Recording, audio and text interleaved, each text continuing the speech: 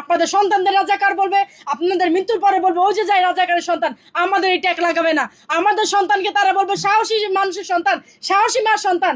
আমাদের সন্তানকে বলবে, আমাদের সন্তান বুক চাপড়ে বলতে পারবে যে দেশকে যখন আপনারা মেসাকার করে দিয়েছেন তখন আমার মা, আমার বাবা, আমাদের আমাদের বাবা মারা অনলাইনে কথা বলেছে যাতে 3 গুণ আমরা 20 কোটি লোক করবে। কয়জনকে থামাবেন? 10 জনকে থামাবেন, 20 জনকে, 20 জন আসবো, 20 জন থামাবেন, 1 লাখ আসবো, 1 লাখকে মারবেন 5 লাখ, 5 লাখ আসবো, 5 কোটি মারবেন 10 কোটি আসবো, 10 কোটি মারবেন 20 কোটি আসবো। পারবেন না আপনারা, থামেন না, কিচ্ছু করতে পারবেন না আপনারা। এটা হচ্ছে আমাদের চ্যালেঞ্জ আপনাদের প্রতি। আমাদের এগুলি আজকে যারা ভাইয়েরা তৃণমূলে আমাদের মতো জায়গায় এসে যারা এই নিউজের যারা করছেন, আমাদের কথা পৌঁছে দিচ্ছেন, তাদের সাবাস জানাই। তাদের কি কম আপনারা অত্যাচার করেছেন? তাদের জন্য প্রায় 200-250 সাংবাদিকের ইয়েতে আপনারা মামলা করে দিয়েছেন, তাদের আপনারা নির্যাতন করেছেন, মব করেছেন। এসব সাংবাদিক ভাইয়েরা তারাও কালের সাক্ষী হয়ে থাকবে। এবং আমরা কথা দিচ্ছি, আপনারা উপদেষ্টারা, আপনারা রাজাকাররা যতদিন এই বাংলাদেশে আপনারা যতখানি করবেন তার অবশ্যই পৃষ্ঠপোষকতা করছে। এবং রাজাকারকে বিএনপি এবং বিএনপি রাজাকারকে এরা দশজনের পৃষ্ঠপোষকতা করছে। তা নাহলে বিএনপি কিভাবে সাহস পায়?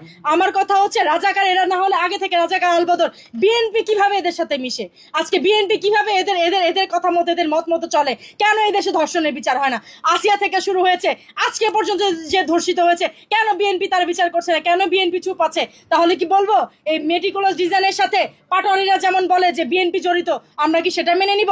পাটোয়ারির মতো একটা ছাপড়ি লোক যে নেশা করে সারাদিন পড়ে থাকে, এত বড় বড় গোল্লা চোখ দেখতে দেখা যায় কেমন, সে হচ্ছে তারেক জিয়ার কথা বলে যে উনি নাকি 996 কোটি টাকা, কত কোটি টাকা মেরে নাকি দেশ থেকে চলে যাবে। কি করে স্পর্ধা হয় একটা দেশের মন্ত্রীর নামে এরকম কথা বলতে? লজ্জা লাগে না আপনাদের? আপনাদের কি লজ্জা হয় না? তারেক জিয়া, ওনার বাবা যে জিয়াউর রহমান, ওনারও তো কন্ট্রিবিউশন ছিল, ওনারও তো বিসর্জন ছিল, যতটুকু ছিল। উনি 3টা সেক্টরে হয়তো এদেশে যুদ্ধ করেছেন। তারেক জিয়ার কি খারাপ লাগে না? আমাদের তো এসব কথা শুনে পায়ে রক্ত হিম হয়ে মাথায় উঠে যায়। উনি কিভাবে সংসদে বসে থাকেন এইসব ছাপড়ি উপদেষ্টাদের নিয়ে? উনি কিভাবে এইসব কথা সহ্য করেন?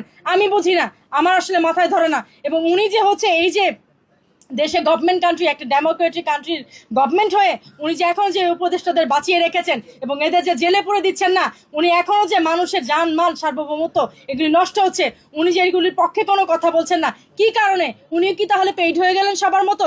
আমাদের তো আশা ছিল উনি আমাদের দেশের হয়ে কাজ করবেন। আমরা তো এই জন্যই তাকে ভোট দিয়েছিলাম।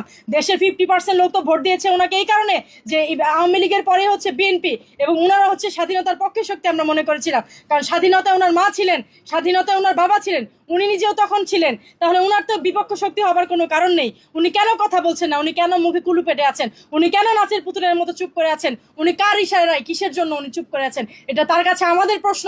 কেন আজকে জামাত এবং বিএনপি তৃণমূল কর্মী এরা একত্রিত হয়ে এইসব ঘটনা ঘটেছে? কেন আজকে মাজার ভাঙবে? শত বর্ষের মাজার, পুরানো